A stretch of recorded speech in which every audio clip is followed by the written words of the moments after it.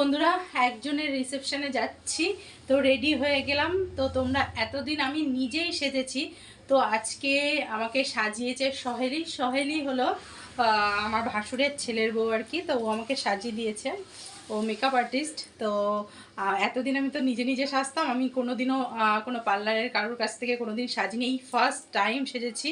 তো আজকের লুকটা কেমন লাগছে অবশ্যই, এই যে অবশ্যই কিন্তু বলো। তো আমার কাছে তো সাজানোটা জাস্ট অসাধারণ লাগছে, আমার নিজের কাছে নিজেকে খুব ভালো লাগছে। এই যে দেখো শাড়িটাও পরিয়েছে কত সুন্দর করে।